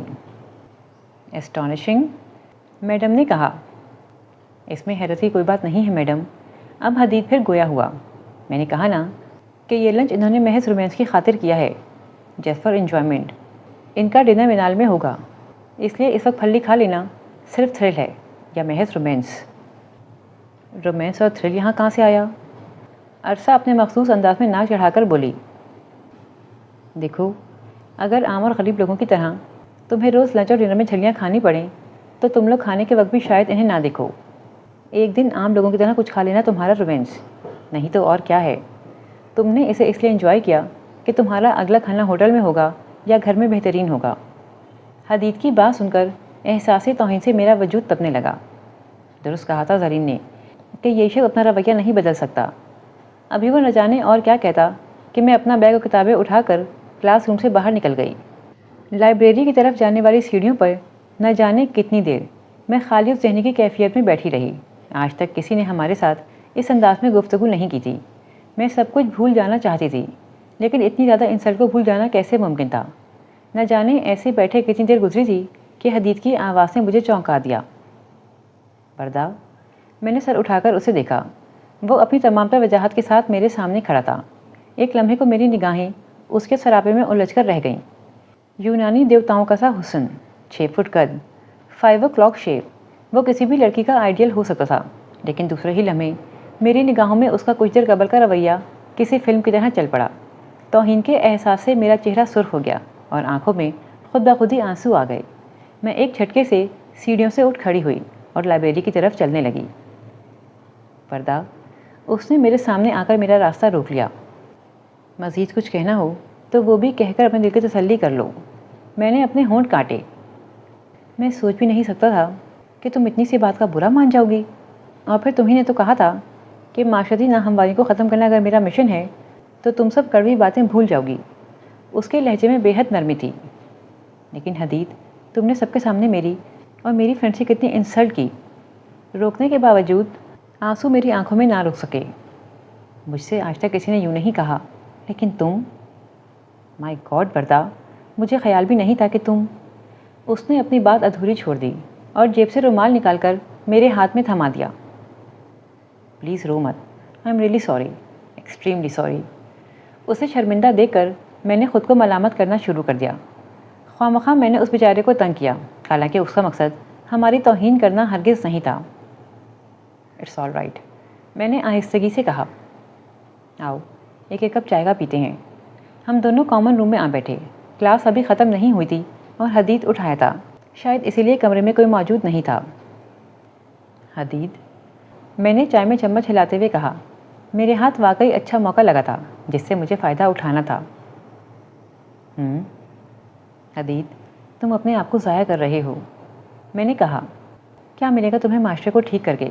جو کچھ تم چاہتے ہو وہ تا حیات ممکن نہیں۔ جس کام کو انسان اپنا مشن بنا لے اس کے لیے نفع نقصان سے بالاتر ہو کر کام کرتا ہے۔ مجھے اس معاشرے کو دینا ہے، اس سے کچھ لینا نہیں ہے۔ تم جو کچھ کہتے ہو وہ پولیٹیکل سائنس میں بھی تھیوریز کی صورت میں موجود ہے، لیکن کیا کہیں ٹوٹل مساوات قائم ہو سکی ہے؟ کس جگہ دنیا میں یوٹوپیا ہے؟ جو کچھ تم کر رہے ہو اس کا ختام کہیں نہیں ہے۔ سب راہیں بلائنڈ گلی میں نکلتی ہیں حدید، بند اور اندھی گلی میں۔ تم میرے مشن کو سمجھ نہیں سکی وردہ۔ مجھے معلوم ہے کہ معاشی لحاظ سے قائم ہونے والی ناہمواریاں کبھی ختم نہیں ہو سکتیں۔ میں یہ چاہتا بھی نہیں ہوں کہ یہ ناہمواریاں ختم ہوں۔ جب قادر مطلق نے یہ جہان بنایا تھا تو اس میں انسان کو اس کے حصے کی ذمہ داریاں بھی سونپی تھیں۔ خدا تعالیٰ نے ہر انسان کو برابری کی سطح پر دنیا میں بھیجا تھا۔ یہ برابری معاشی نہیں، انسانی تھی۔ یعنی اس برابری کا مطلب یہ نہیں ہے کہ ہر شخص یکساں طور پر دولت مند ہوگا، بلکہ اس برابری کا مطلب یہ ہے کہ ہر شخص یکساں طور پر قابل عزت ہوگا۔ اگر خدا تعالیٰ نے دولت کی یکساں تقسیم چاہی ہوتی تو کیا ایسا ناممکن تھا اس کے لیے؟ قطعاً نہیں۔ تو پھر کیا چاہتے ہو تم؟ کسے اپنا مشن کہتے ہو؟ میں بولی، یہ کیوں کہتے ہو کہ جب ہر پاکستانی کے پاس سواری ہوگی اس وقت تم اپنے لیے سواری لوگے؟ وردہ بات یہ ہے کہ اگر پورا معاشرہ مالی اعتبار سے ایک برابر ہو جائے تو معاشرے میں جو کشمکش کا پہلو ہے وہ ختم ہو جائے گا، اور اگر کشمکش ختم ہو جائے تو معاشرے کی موت واقع ہو جائے گی۔ اس لیے میں معاشی ناہمواریوں کے خاتمے کا خواہش مند نہیں ہوں، بلکہ اس کے نتیجے میں قائم ہونے والے معیار عزت کی تبدیلی چاہتا ہوں۔ میں اس رویے کو بدلنا چاہتا ہوں کہ تمہارے جیسے لوگ کار میں اپنے پالتو کتے کے ساتھ سفر کر سکتے ہیں تو اپنے ملازموں کے ساتھ کم از کم کتے سے تو بہتر سلوک کریں۔ جب میں یہ بات کرتا ہوں کہ میں اپنے لیے اس وقت ذاتی سواری لوں گا جب ہر پاکستانی کو یہ سہولت میسر ہوگی، تو اس سے میرا مطلب یہ نہیں ہوتا کہ جب موچی، گوالے اور خاکروب کاروں پر بیٹھ کر کام کرنے جانے لگیں گے تو میں بھی اپنے لیے سواری لوں گا، بلکہ اس سے میرا مطلب یہ ہے کہ وہ ایک لمحے کو رکا۔ اچھا میں تمہیں ایک مثال دیتا ہوں۔ کافی دن پہلے زرین اپنی بڑی سی گاڑی میں ملازمہ کو پچھلے نشست پر بٹھا کر لائی۔ کیا زرین مالی اعتبار کے علاوہ اپنی ملازمہ سے کسی صورت بہتر ہے؟ یہ بھی تو یوٹوپیا ہوا نا۔ معاشرہ اتنا سیر و شکر ہو کر کب رہ سکتا ہے؟ میں نے کہا نا کہ میں معاشرتی ناہمواریوں کا خاتمہ نہیں چاہتا، ورنہ تو معاشرہ ختم ہو جائے۔ تصادات رہنے چاہیے، لیکن کم سے کم حد تک۔ میں معاشرے کو یوٹوپیا بنانے کی صحیح بھی کروں گا، ورنہ زندگی میں جدوجہد ختم ہو جائے گی، اور جس دن جدوجہد کا سفر ختم ہو گیا وہ دن اس دنیا کا آخری دن ہوگا۔ پیراڈاکسیکل سی بات ہے، تمہارا چھوٹا سا دماغ ان باتوں کو سمجھنے کے لیے نہیں بنا، اس لیے بہتر ہے کہ تم اس پر سر نہ کھپاؤ۔ پھر تم نے؟ میں نے بات ادھوری چھوڑ دی۔ ارے بھائی، where is your sense of humour? مذاق کو بھی ذاتیات پر لے لیتی ہو۔ تمہارا پتہ بھی تو نہیں چلتا کہ مزاح کہاں ختم ہوا۔ پلیز وردہ، میں کبھی کبھار تلخ ہو جاتا ہوں تو اسے میری عادت سمجھ کر درگزر کر دیا کرو۔ میں ایسا کرنا نہیں چاہتا، لیکن اچانک ہی ایسا ہو جاتا ہے۔ اس نے میری جانب گہری نظروں سے دیکھا۔ ویسے اگر کوئی اور میری بات کو مائنڈ کرے تو میں نے کبھی اس کے متعلق سوچنے کی زحمت بھی نہیں کی۔ میرا دل دھڑک اٹھا۔ کامیابی کی کرن چمکتی ہوئی دکھائی دے رہی تھی۔ تو مجھ میں ایسی کیا خاص بات ہے کہ تم بنفس نفیس میرے پاس چلے آئے؟ کچھ تو ہے۔ اس نے میری آنکھوں میں آنکھیں ڈال کر کہا تو میں بلش ہو گئی۔ اتنا سمجھ لو کہ تم مجھے دوسروں سے جدا لگی ہو، اس لیے دوسروں سے مختلف سلوک کی مستحق بھی ہو۔ غالباً کلاس ختم ہو گئی تھی، اس لیے بہت سے اسٹوڈنٹس کامن روم میں آ گئے تھے۔ زرین، نتاشا اور عرصہ جیسے ہی اندر داخل ہوئیں، مجھے حدید کے ساتھ بیٹھا دیکھ کر ان کے چہروں پر معنی خیز مسکراہٹ دوڑ گئی۔ ان کی جانب حدید کی پشت تھی۔ نتاشا نے اس کے عین پیچھے جا کر کھنکارا۔ ہم نے ڈسٹرب تو نہیں کیا؟ اب ڈسٹربنس کا کیا پوچھنا، آ بیٹھو، حدید نے کہا۔ یہ شیر اور بکری ایک گھاٹ پر کیسے آ گئے؟ زرین کرسی گھسیٹ کر بیٹھ گئی۔ پہلے یہ وضاحت کرو کہ شیر کون ہے اور بکری کون؟ حدید نے شوخ انداز میں کہا۔ یہ وضاحت تو شاید نہ کر سکوں، البتہ تھوڑی سی تبدیلی کے ساتھ یہی سوال پوچھ سکتی ہوں۔ چلو ایسا ہی صحیح۔ بورجووا اور پرولتاری اکٹھے کیسے؟ میں ایک دم گھبرا گئی۔ شاید زرین اپنی انسلٹ کا بدلہ لینا چاہتی تھی، لیکن حدید کے زندگی سے بھرپور کہے سے میری جان میں جان آئی۔ تو صاف کہہ دیتی کہ وردہ شیر ہے اور میں بکری، وہ بولا۔ لیکن زرین بی بی، یہ میرے مشن کا حصہ ہے کہ بورجووا کو پرولتاریوں کے ساتھ بیٹھنے میں کوئی جھجک محسوس نہ ہو۔ زرین کو اس اندازی تخاطب سے سخت چڑ تھی جب وہ کسی کو بی بی کہتا تھا۔ تم ٹھیک سے میرا نام کیوں نہیں لیتے؟ بی بی کے تم لگانے کی کیا ضرورت ہے؟ جب یہ فرسودہ لفظ بولتے ہو تو میرا دل چاہتا ہے قتل کر دوں یا تمہیں شوٹ کر دوں۔ اچھا میں اپنے الفاظ واپس لیتا ہوں۔ ویسے تمہیں قتل کرنے کے لیے کسی پستول یا ریوالور کی ضرورت نہیں ہے۔ یہ کام تم اپنے تیکھے ننوں سے ہی صحیح بآسانی کر سکتی ہو۔ وہ زرین کی طرف مڑا۔ شاعر نے تمہارے تیکھے ننوں کے متعلق ہی کہا تھا غالباً۔ کیا کہا تھا؟ زرین کے مدافعانہ انداز سے ظاہر ہو رہا تھا کہ وہ خود کو نئے حملے کے لیے تیار کر رہی ہے۔ شاعر نے کہا تھا، اکھاں اودیاں کلہاڑیں کولوی تیکھاں۔ میں کیا سرکار، کوئی دو چار من لکڑی ہی پھاڑ دو۔ مائی گاڈ حدید، اب تو میرے ہاتھوں سے نہیں بچو گے۔ لیکن اس سے قبل ہی حدید ایک چھلانگ میں کامن روم سے باہر جا چکا تھا۔ میرا ہنستے ہنستے برا حال ہو گیا۔ تمہیں کیا ہو گیا ہے؟ کون سا بہت اعلیٰ پائے کا مزاح تھا کہ تمہیں اتنی ہنسی آ رہی ہے؟ حدید پر زرین کا بس نہ چلا تو اپنا غصہ مجھ پر اتارنے لگی۔ اچھا یہ بتاؤ کہ کیا باتیں ہوئیں؟ نتاشا نے بے صبری کا مظاہرہ کیا۔ میں نے خوب مرچ مسالہ لگا کر انہیں باتیں بتائیں۔ مرچ مسالہ لگانے کی ضرورت اس لیے پیش آئی تاکہ کوئی مجھے دم پکڑ کر چلنے کا طعنہ نہ دے سکے۔ گڈ۔ زرین نے مجھے تعریفی نظروں سے دیکھا۔ اچھی جا رہی ہو۔ آ گیا تم سے سوری کرنے۔ عرصہ کو یوں بھی حدید زہر لگتا تھا، اس لیے اس نے ایسے ہی رائے زنی کی۔ پہلے اطمینان سے بات کر لی، پھر آ گیا سوری کرنے اتنی آسانی سے، اور بڑی بات یہ کہ تم بھی اس کی باتوں میں آ گئیں۔ میں نے جو بات ثابت کرنی ہے اس کے متعلق مجھے یقین ہو چکا ہے کہ میں ثابت کر کے شرط جیت جاؤں گی۔ بھول ہے یہ تمہاری۔ یہ بھوکے ننگے لوگ بہت سے مشن اپناتے ہیں، لیکن تب تک جب تک ان کے ہاتھ میں کچھ نہ ہو۔ کل کو یہی بیوروکریٹ بن کر ملک و قوم کا ستیہ ناش کریں گے۔ تمہاری رائے ہے اس لیے میں اختلاف نہیں کروں گی، ورنہ تمہارے ڈیڈی بھی تو بیوروکریٹ ہیں، میں نے کہا۔ وہ بھرے ہوئے ہیں پیچھے سے، حدید کی طرح کھڑکتے نہیں رہتے، خالی ڈبے کی طرح بجنا شروع نہیں کر دیتے۔ عرصہ نے ہمیشہ کی طرح ناک چڑھائی۔ خرابی وہ لوگ کرتے ہیں جن کے پاس پہلے تو کچھ نہیں ہوتا اور اچانک کہیں سے انہیں قارون کا خزانہ مل جاتا ہے۔ اچھا بند کرو اس بحث کو، نتاشا نے بور ہو کر کہا۔ اس ٹاپک کو ابھی ڈسکس نہیں کیا جا سکتا کیونکہ ابھی دونوں کو اپنی اپنی بات ثابت کرنی ہے۔ اوکے فرینڈز، یہ ڈسکشن بند، آؤ پیراڈائز سے کون کھائیں۔ زرین نے جو ایسی تجاویز دینے میں ماہر تھی ایک اور تجویز دی تو ہم سب اٹھ کھڑے ہوئے۔ اس کے بعد حدید کے مجھ پر الطافات میں اضافہ ہونے لگا۔ میں نے بھی اس کے ساتھ اپنے رویے میں خوشگواری پیدا کی۔ اس دوران مجھے اندازہ ہوا کہ حدید کے متعلق ہمارے گروپ میں کس قدر غلط فہمی پائی جاتی ہے۔ سعد اور عبید بھی بہت اچھے ساتھی تھے اور زرین نے پہلے دن ان کے متعلق جو تفصیلات مجھے فراہم کی تھیں میں انہیں رد کرنے پر مجبور ہو گئی تھی۔ وہ قطعاً گھننے نہیں تھے بلکہ ان کے ذہنوں میں اپنے مشن کے متعلق خیالات بالکل واضح تھے۔ یہ الگ بات تھی کہ وہ کم گو تھے، لیکن اب اتنے بھی کم گو نہیں تھے کہ ان پر گھننا ہونے کا الزام لگایا جاتا۔ میرے خیال میں اس تمام غلط فہمی کی وجہ کلاس کا فرق تھا، وہی فرق جو بورژوا اور پرولتاریوں کے درمیان صدیوں سے چلا آ رہا ہے۔ میرے ساتھ حدید کا رویہ بہت مصالحانہ ہوتا تھا جبکہ باقی سب کے ساتھ انتہائی جارحانہ۔ فروری شروع ہو چکا تھا، بسنت کی آمد تھی اور ہمیشہ کی طرح اس مرتبہ بھی ہم فرینڈز کا ارادہ اندرون شہر بسنت منانے کا تھا۔ بازار حکیمہ میں ہماری بہت بڑی حویلی تھی جہاں بسنت کے موقع پر خوب رونق ہوتی تھی۔ بڑے بڑے سیاستدان، کھلاڑی، غیر ملکی سفیر اور فلمی اور غیر ملکی نامور شخصیات ہماری حویلی میں ہی بسنت منایا کرتے تھے۔ ایک ہفتہ تو بسنت کی پلاننگ میں ہی گزر گیا۔ ہم چاروں نے بطور خاص ایک ہی ڈیزائن کے بسنتی سوٹ بنوائے تھے۔ ایک دن اور ایک رات میں اس قدر ہلا گلا ہوا کہ ہم تھک کر چور ہو گئے تھے۔ اگلے دن آرام کرنے کی غرض سے سب نے چھٹی کی اور سارا دن سو کر گزارا۔ ڈپارٹمنٹ میں داخل ہوتے ہی سب سے پہلے میری نگاہ حدید اور اس کے دونوں دوستوں پر پڑی۔ پھر منالی بسنت؟ حدید نے مسکرا کر پوچھا۔ ہاں، اور اتنا انجوائے کیا کہ کیا بتاؤں۔ ہم تو اتنے تھک گئے تھے کہ پورا دن سو کر گزارا کل۔ میں قریب پڑی کرسی پر بیٹھ گئی۔ تمہاری حویلی میں تو کریم جما تھی پرسوں، عبید نے کہا۔ یہ تو ہر سال ہی ہوتا ہے، میں نے کہا۔ پاپا اور تائی جان کا خیال ہے کہ اس بہانے مل بیٹھنے کا موقع مل جاتا ہے اور یوں سال میں ایک دن تم اندرون شہر جا کر لطف اندوز ہوتی ہو۔ حدید کے لہجے میں واضح طنز تھا۔ نہ صرف اچھا رومانس ہے بلکہ تم ڈرائنگ روم ڈسکشن کرتے ہوئے ہر شخص کو اپنے اندرون شہر تجربے کا حوالہ دے کر انہیں اپنے اس ایڈونچر پر حیرت زدہ بھی کر سکتی ہو۔ کیا مطلب ہے تمہارا؟ میں وہاں کسی کو امپریس کرنے تو نہیں گئی تھی۔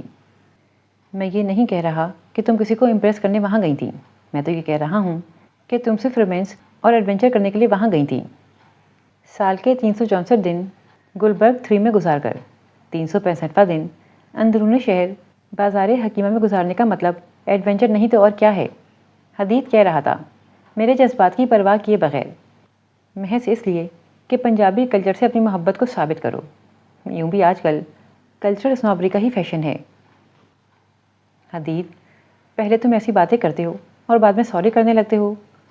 میں سچ مجھے افسردہ ہو گئی تھی۔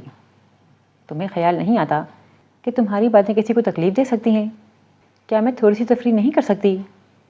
میرا مطلب تمہیں ناراض کرنا نہیں تھا، لیکن کیا یہ حقیقت نہیں ہے کہ تم نے ایک بیجا تفریح پر ہزاروں خرچ کر ڈالے؟ تمہارا مطلب جو مرضی ہو، لیکن اب تمہیں مجھ سے بات کرنے کی ضرورت نہیں ہے۔ اس وقت تک جب تک تم وہ فرق نہیں مٹا لیتے جو تم نے جان بوجھ کر اپنے اور ہمارے طبقے کے درمیان قائم کر رکھا ہے۔ میں ایک جھٹکے سے اٹھ کھڑی ہوئی۔ میری بات سنو وردہ، وہ میرے پیچھے لپکا۔ I don't want to talk to you. میں تقریباً چیخ پڑی۔ پھر سارا دن میں اس سے کنی کتراتی رہی۔ کیا ہوا؟ حدید سے لڑائی ہو گئی تمہاری؟ زرین نے میری بے اعتنابی محسوس کر کے کہا۔ ہاں، میں نے مختصر جواب دیا۔ کیا ہو گیا؟ لڑائی کیوں ہوئی؟ نتاشا آگے ہو کر بیٹھ گئی۔ ہونا کیا تھا؟ وہی اس کی فضول بحث۔ کہنے لگا، میں ایڈونچر اور رومانس کی خاطر بسنت منانے اندرون شہر گئی تھی، محض اس لیے کہ اس تھرل کا حوالہ ڈرائنگ روم ڈسکشن میں دے کر سب کو حیران کر سکوں، اور کہہ رہا تھا کہ میں اسنوبش ہوں، کلچرل اسنوبش۔ پھر کیا کہا تم نے؟ زرین نے تجسس کا مظاہرہ کیا۔ میرا موڈ تو اس وقت سخت آف ہے۔ میں نے اس سے کہہ دیا ہے کہ اگر اس قسم کی باتیں کرنی ہیں تو اس سے بہتر ہے کہ مجھ سے بات ہی نہ کرو۔ پھر؟ زرین نے جلدی سے پوچھا۔ اس نے تمہیں روکا نہیں؟ روکا تو تھا، لیکن میں نے کہہ دیا کہ مجھے اس سے بات نہیں کرنی۔ Well done. عرصہ نے پہلی مرتبہ گفتگو میں حصہ لیا۔ اس کے ساتھ یہی ہونا چاہیے تھا۔ تھوڑا نخرہ ضروری تھا، لیکن اب لڑائی کو طول نہ دینا۔ اپنی بات ثابت کرنے کے لیے تمہاری اس سے صلح ہونا ضروری ہے۔ نتاشا بولی۔ ابھی ہی تو کچھ گرما گرمی آئی ہے جس کا ہمیں کب سے انتظار تھا۔ دیکھنا یہ ہے کہ وہ اسے کیسے مناتا ہے، زرین نے کہا۔ اور کتنے دن بعد؟ عرصہ نے بھی ٹکڑا لگایا۔ یہ امتحان ہوگا وردہ کا کہ تم کتنی اچھی ایکٹنگ کر رہی ہو، نتاشا بولی۔ سارا دن میں دعا کرتی رہی کہ حدید جلد از جلد مجھ سے دوستی کر لے تاکہ فرینڈز میں میرے کارنامے کی دھاک بیٹھ سکے۔ گھر پہنچ کر بھی میں اس کے فون کا انتظار کرتی رہی، لیکن اسے نہ آنا تھا اور نہ آیا۔ صبح تک میرا موڈ سخت آف ہو چکا تھا، اس لیے میں نے ناشتہ بھی نہیں کیا اور ڈپارٹمنٹ پہنچ گئی۔ تمہارا منہ کیوں اتنا پھولا ہوا ہے؟ زرین نے ملتے ہی پہلا فکرہ یہی کہا۔ کچھ نہیں، میں نے بیزاری سے کہا۔ اس کا فون آیا؟ بہت مصروف تھی میں، شاید آیا بھی ہو، لیکن مجھے نہیں پتا۔ میں نے عام سے لہجے میں اتنا بڑا جھوٹ بولا، حالانکہ فون کی ہر گھنٹی پر میرے کان کھڑے ہو جاتے تھے۔ پھر 2 کلاسز بھی گزر گئیں، لیکن حدید اور اس کے منکر نکیروں کا کہیں پتہ نہیں تھا۔ میں اتنے سے وقت میں ہی بیزار ہو گئی تھی۔ میری بیزاری محسوس کر کے زرین بولی، آج بڑا بورنگ دن ہے، چلو ریگل سے چاٹ کھا کر آئیں۔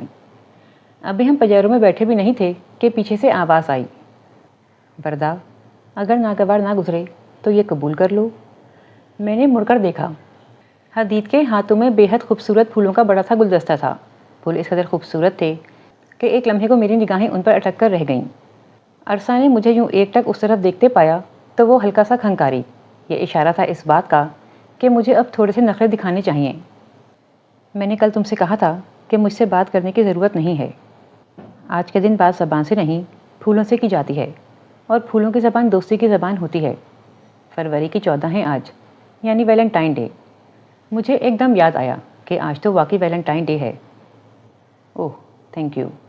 میں نے مسکرا کر پھول تھام لیے۔ اس نے بھی جواب میں ایک خوبصورت مسکراہٹ پاس کی۔ اب سب اختلافات ختم؟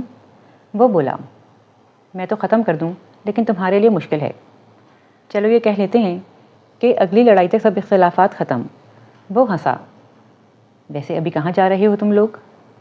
یہ بات بتانے کا میں رسک نہیں لے سکتی، ورنہ تم پھولوں سے کانٹوں تک جا پہنچو گے۔ اس نے کہا لگایا۔ اوکے گرلز، جہاں دل کرے جاؤ۔ ابھی میں نے بمشکل گاڑی اسٹارٹ کی تھی کہ نتاشا چلائی، ونڈرفل وردہ ونڈرفل! ہم تو سوچ بھی نہیں سکتے تھے کہ بات ویلنٹائن کے پھولوں تک بھی پہنچ سکتی ہے۔ لڑکی کی کارکردگی بہتر ہوتی جا رہی ہے، زرین نے کہا۔ اس خوشی میں آج یہی ہمیں چاٹ کھلائے گی۔ ہمیشہ کی طرح زرین کی اس تجویز کا سب نے شور مچا کر خیر مقدم کیا۔ چاٹ کھاتے کھاتے میری نظر وہاں پر پڑے ڈھیر سارے نرگس کے پھولوں پر پڑی۔ میں بھی ایک گلدستہ دوں اسے؟ ہم کتنی دیر سے اسی بات کا انتظار کر رہے تھے کہ تم یہ کہو گی، زرین بولی۔ میں نے نرگس کے پھول اور ویلنٹائن ڈے کا کارڈ خریدا۔ اگر سب کے سامنے میں نے اسے یہ دیا تو ضرور ڈپارٹمنٹ میں کوئی نہ کوئی بات گردش کرنے لگے گی، لیکن وہاں اس کا اکیلا ملنا ہی بہت مشکل ہے۔ کارڈ پر گفٹس ہو لکھ کر اس کی مخصوص نشست پر رکھ دو، دیکھتے ہیں کہ وہ پہچانتا ہے یا نہیں، زرین نے تجویز دی۔ ہاؤ سویٹ، یہ بالکل درست رہے گا، عرصہ نے بھی تائید کی۔ پھول میں نے اپنے بڑے سے بیگ میں احتیاط سے رکھ لیے اور موقع ملتے ہی دونوں چیزیں اس کی نشست پر رکھ دیں۔ ڈرامہ کی کلاس ہونے والی تھی۔ حدید اپنی مخصوص نشست کی طرف بڑھتے بڑھتے ایک لمحے کو ٹھٹک گیا۔ کارڈ پڑھتے ہی اس کے چہرے پر مسکراہٹ پھیل گئی۔ سر اٹھا کر اس نے میری جانب دیکھا اور نگاہوں ہی نگاہوں میں شکریہ ادا کیا۔ مائی گاڈ، اس نے تو فوراً ہی پہچان لیا۔ میں نے نتاشا سے سرگوشی کی۔ پہچانتا کیسے نہیں؟ انگوروں تک پہنچنے کے لیے تمہاری سیڑھی جو استعمال کرنی ہے، نتاشا نے کہا۔ ابھی معاملہ زیر تفتیش ہے، اس لیے بولنا منع ہے، میں بولی۔ کچھ عرصے بعد سب واضح ہو جائے گا۔ آج کے پھولوں کے بدلے یہ کل تمہارا ہاتھ مانگے گا، اور یاد رکھو تمہارا ہاتھ سونے کا ہے۔ دیکھتے ہیں، ابھی سے رائے قائم کرنا درست نہیں۔ اور پھر شام کو جب میں اپنے کمرے کی کھڑکی سے لان میں کھلے پھولوں کا نظارہ کر رہی تھی، فون کی گھنٹی نے مجھے چونکا دیا۔ ہیلو، حدید بول رہا ہوں۔ اس وقت کیسے یاد کر لیا؟ اس کے فون سے مجھے خوشگوار حیرت ہوئی تھی۔ شکریہ ادا کرنا تھا۔ کس چیز کا؟ پھول اور کارڈز دونوں ہی خوبصورت تھے۔ میں ہولے سے ہنسی۔ نام کیوں نہیں لکھا تھا اپنا؟ میرا امتحان لینے کا ارادہ تھا کیا؟ اس نے پوچھا۔ تمہارے لیے کوئی امتحان مشکل نہیں ہے وردہ، مجھے اظہار کے طریقے نہیں آتے۔ یوں بھی تلخ ہونا بہت آسان ہوتا ہے، جبکہ خوبصورت جذبوں کا اظہار کرنا مشکل۔ اس کی بات سن کر میرا دل دھڑک اٹھا۔ اس کی خوبصورت آواز میں نہ جانے کیا تھا کہ میرے قدم اکھڑنے لگے۔ یہ بھی یاد نہ رہا کہ مجھے صرف ایکٹنگ کرنی ہے، محض فلرٹ، وہ بھی شرط جیتنے کے لیے۔ تم سن رہی ہو نا؟ اس نے پوچھا۔ میں اسی قدر کہہ سکی۔ تم مجھے اچھی لگتی ہو وردہ، بہت اچھی، وہ بولا۔ تھوڑی دیر خاموشی قائم رہی۔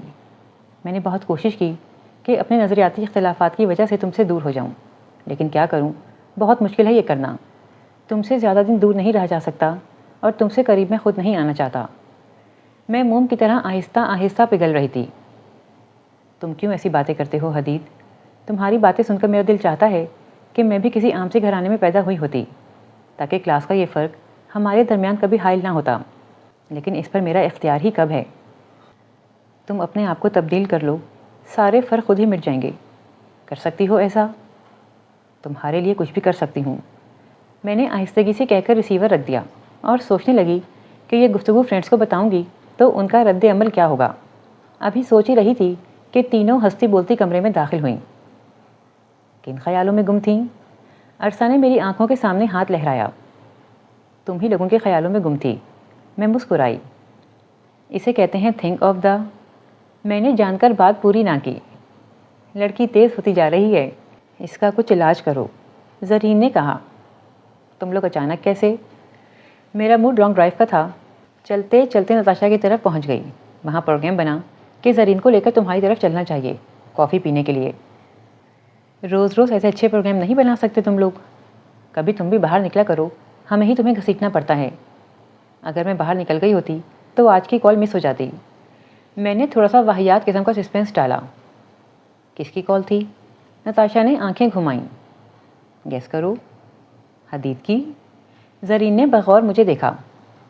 ہاں، لیکن تم نے اتنی جلدی کیسے پہچان لیا؟ تمہاری آنکھوں نے بتا دیا۔ اس کے ذکر پر تمہاری آنکھیں ایسے ہی چمکنے لگتی ہیں۔ بتاؤ بات کیا کی اس نے؟ نتاشا نے بےتابی سے پوچھا۔ کہہ رہا تھا کہ کارڈ اور پھول دونوں بہت ہی خوبصورت تھے۔ بس اتنا ہی کہا تھا؟ اور یہ بھی کہہ رہا تھا کہ میں اسے بہت اچھی لگتی ہوں۔ کیا؟ تفصیل سے بتاؤ۔ سبھی فرینڈس نے شور مچا دیا۔ میں نے اپنے اور حدید کی گفتگو دہرا دی۔ اتنی جلدی آ گیا مطلب کی بات پر؟ حیرت ہے، زرین بولی۔ اب بتاؤ، ڈنر کب دے رہی ہو؟ ڈنر؟ کیا مطلب؟ ابھی کچھ ثابت ہی کب ہوا ہے؟ میں نے تیزی سے کہا۔ اور کیا ثابت کرنا ہے؟ کلاس کی سب سے امیر کبیر لڑکی پر اتنی جلدی عاشق ہو جانا، ویلنٹائن ڈے پر پھولوں کا گلدستہ دینا، یہ سب باتیں آخر کیا ثابت کرتی ہیں؟ عرصہ نے دلیل دی۔ لیکن یہ کیوں بھول رہی ہو کہ اس نے مجھ سے تبدیل ہونے کا کہا ہے؟ یعنی تم پجیرو چھوڑ کر اس کی طرح اربن کی بسوں اور ویگنوں کے دھکے کھاتی رہو؟ عرصہ حکارت سے بولی۔ ویری فنی وردہ، اس نے تم پر ایک امپریشن ڈالا ہوا ہے جسے وہ قائم رکھنا چاہتا ہے۔ آہستہ آہستہ تبدیلی آئے گی اس میں۔ تمہارا کیا خیال ہے کہ وہ پہلی دفعہ اظہار محبت کرے اور ساتھ ہی جہیز کی لسٹ بھی پکڑا دے؟ زرین نے بھی مجھے قائل کرنے کی کوشش کی۔ وہ گھڑی کی گھنٹوں والی سوئی کی طرح تبدیل ہوگا، تمہیں خبر بھی نہیں ہوگی اور وہ کہیں کا کہیں پہنچ چکا ہوگا۔ اتنی سی بات نہیں سمجھتی تم لوگوں نے اسے ایک مرتبہ برا سمجھ لیا ہے، اس لیے اپنی رائے پر نظر ثانی کرنے کے لیے تیار نہیں ہو۔ پڑھے لکھے ہونے کے باوجود تم اس کے مشن کو نہیں سمجھ سکتے۔ ابھی تک تو یہ ثابت ہی نہیں ہوا کہ وہ اپنے مقصد کے ساتھ مخلص بھی ہے یا نہیں۔ معاشرے میں انصاف کے قیام کی بات تو میں بھی یہاں بیٹھ کے کر سکتی ہوں، لیکن عملی طور پر نہ میں اس بات پر یقین رکھتی ہوں اور نہ اس کے لیے کوئی قدم اٹھا سکتی ہوں۔ محض لائم لائٹ میں آنے کے لیے قصہ کہانی کرنا اور بات ہے۔ مجھے تم کوئی ایک جگہ بتاؤ جہاں مکمل مساوات قائم ہوئی ہو۔ یہ کبھی نہیں ہوگا، نہ آج نہ کل۔ نتاشا نے بھی تبصرے میں حصہ لیا۔ جو چیز آج تک نہیں ہو سکی، اس سے یہ کہاں ثابت ہوتا ہے کہ وہ کبھی نہیں ہوگی؟ میں نے اپنا اور حدید کا دفاع کیا، اور جہاں تک مکمل مساوات کا تعلق ہے تو اس کے متعلق حدید کا کہنا ہے کہ یہ اس کا مشن ہے بھی نہیں۔ اس کا مقصد ہمارے بینک اکاؤنٹ خالی کروا کے انہیں مزدوروں، کسانوں اور محنت کشوں میں بانٹنا نہیں ہے۔ اس کا مقصد تو صرف یہ ہے کہ عزت کا معیار بینک اکاؤنٹ اور زمین جائیداد نہیں بلکہ انسانیت کا حوالہ ہو، اور محض اس لیے وہ اپنے مقصد سے دستبردار نہیں ہو سکتا کہ ایسا آج تک نہیں ہوا اور نہ کبھی ہوگا۔ ہم پریکٹیکل پہلو کی بات کر رہے تھے۔ ابھی تک اپنے مقصد سے اس کی لگن اور عزم ثابت نہیں ہوا۔ اب نتاشا نے دفاعی انداز کا اظہار کیا۔ اب تک کی صورتحال سے تو یہ بھی ثابت نہیں ہوا کہ وہ اپنے مقصد سے مخلص نہیں ہے۔ اس کے باوجود تم لوگ اسے برا ثابت کرنے پر کمر بستہ ہو۔ اس کے برعکس اس کی ہر بات سے میں نے یہی محسوس کیا ہے کہ وہ بہت اچھا انسان ہے جسے انسانیت کی قدر ہے۔ وہ ایک مخصوص طبقے کے مفادات کی بات نہیں کرتا تو سب کو برا لگتا ہے۔ خیر، یہ تو ابھی دیکھنا ہے کہ اس کا روپ کیا ہے، کیونکہ ابھی تک کوئی حتمی بات سامنے نہیں آئی۔ زرین نے بحث ختم کی۔ ہمیں اس کے لیے ایک دوسرے سے بحث یا اختلاف کرنے کی ضرورت بھی کیا ہے؟ تو پھر کوئی اچھی سی بات کرو، اچھا سا پروگرام بناؤ۔ میں تو گھر میں بور ہو گئی ہوں۔ میں نے کہا۔ پروگرام تو ہے ایک، عرصہ نے کہا۔ جلدی بولو۔ الحمرا میں ہفتہ موسیقی ہے، غزلوں اور لوک موسیقی کے پروگرام میں چلنا چاہیے۔ ہاؤ کیوٹ، میں خوشی سے چلائی۔ And what about classical music? How sweet, اس پر تو ضرور جانا چاہیے۔ نتاشا نے کہا۔ بس تو پھر طے ہے، خوب لطف رہے گا، عرصہ نے کہا۔ کافی پی کر ہم چاروں نے باہر نکلنے کا پروگرام بنایا۔ سیڑھیاں اترتے ہوئے میری نظر شیری اور دیمی پر پڑی۔ Hello girls, how are you? Sheri نے پوچھا۔ فائن، تم کب واپس آئے؟ ابھی کل ہی آیا ہوں، اس نے کہا۔ سوچا سب سے پہلے تم سے ملوں گا، اس لیے آج یہاں چلا آیا۔ بڑی مہربانی جناب کی۔ یونیورسٹی کیسی جا رہی ہے؟ کہیں نہیں جا رہی، بس وہیں کھڑی ہے۔ تب ٹھیک ہے، وہ بولا، ورنہ مشکل ہو جاتی۔ میں بھی سوچ رہا ہوں کہ کل چکر لگاؤں ڈپارٹمنٹ، ذرا دیکھوں تو کیا جگہ ہے۔ میں تصویریں دکھا دوں گی تمہیں۔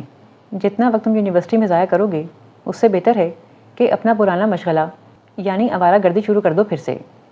ارے وردہ، تمہیں نہیں پتہ، اس نے بھی انگلش ڈپارٹمنٹ میں ایڈمیشن لے لیا ہے، دیمی نے بتایا۔ بہت اچھے، میں نے کہا۔ ابھی تو ہم لانگ ڈرائیو پہ جا رہے ہیں، کل ڈپارٹمنٹ میں ملاقات ہوگی۔ بارش میں ڈرائیو کو میں ہمیشہ سے پسند کرتی رہی تھی۔ اونچی آواز میں تیز تیز میوزک، ونڈ شیلڈ پر پھسلتی بوندیں، اندر سب دوستوں کا ہلا گلا، بات بے بات کی ہنسی اور ڈھیر سارے کہے۔ یوں بھی ہمیں کون سی پریشانیاں تھیں کہ زندگی اور اس کی خوبصورتیوں سے لطف اندوز نہ ہو سکتے۔ بالکل کیئر فری تھے ہم لوگ۔ اگلے روز خلاف معمول حدید اور اس کے منکر نکیر مجھ سے قبل ہی ڈپارٹمنٹ پہنچ چکے تھے۔ ہیلو، حدید نے گرم جوشی سے کہا۔ کیسے ہو؟ اب ٹھیک ہوں۔ گویا پہلے کچھ خرابی تھی؟ میں مسکرائی۔ بیمار ہو گیا تھا میں۔ حیرت ہے، ویسے تو بالکل ٹھیک ٹھاک لگ رہے ہو۔ ان کے دیکھے سے جو آ جاتی ہے منہ پہ رونق، وہ سمجھتے ہیں کہ بیمار کا حال اچھا ہے۔ میں ہنس پڑی۔ پوچھو گی نہیں میری بیماری کے متعلق؟ تم خود ہی بتا دو۔ ڈاکٹر نے کہا تھا دل کی بیماری ہے، دوا کے طور پر تمہیں فون کرنا پڑا۔ بہت بری بیماری ہے۔ زرین نے بھی گفتگو کا یہ حصہ سن لیا تھا۔ تمہارا بچنا مشکل ہے۔ اچھا چلو اب کلاس میں۔